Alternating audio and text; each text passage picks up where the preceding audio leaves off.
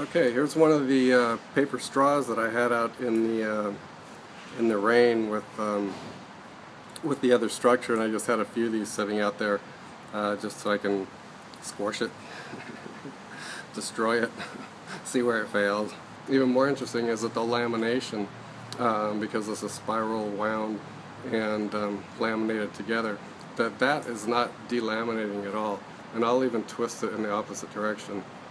And you can't even see that, but well, let me see what'll happen.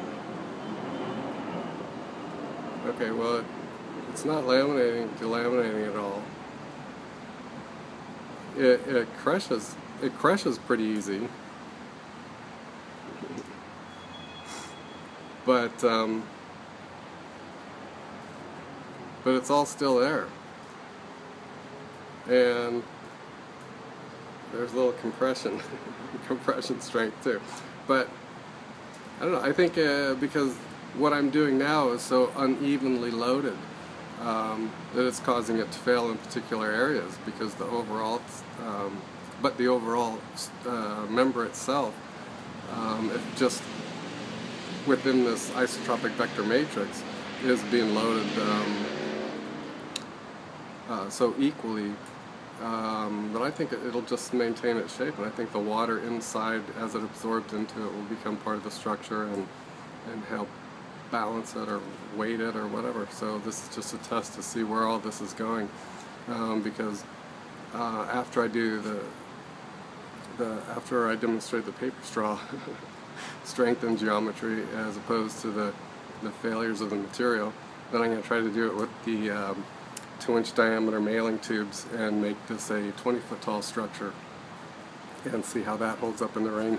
I have a few test pieces of the cardboard tube out in the rain now, and I'm getting pretty much the similar effect. So I think this will be a good scale down experimentation of what might happen with the bigger one.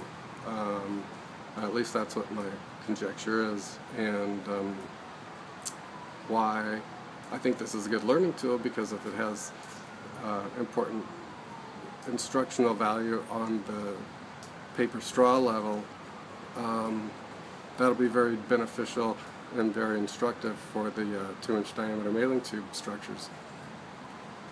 There you go. Alright, I'll be back with some more test results at the end of the day. Thank you. Okay, I just wanted to tell you one more thing about these this paper straw.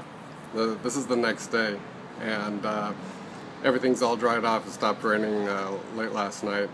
I probably left all this the structure out here for about 6 hours and constant rain.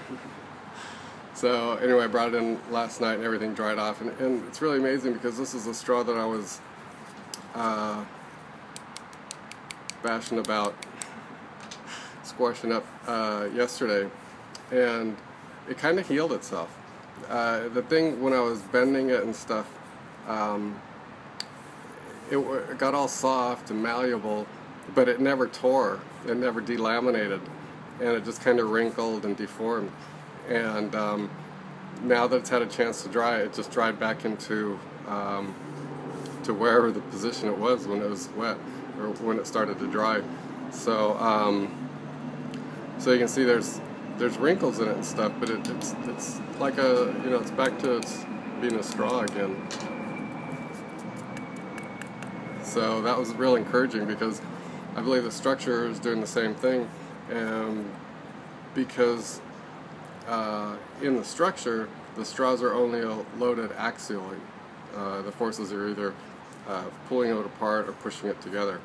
You don't have any crushing in the middle, you don't have any bending at all in the structure, and that's why these straws they work so well.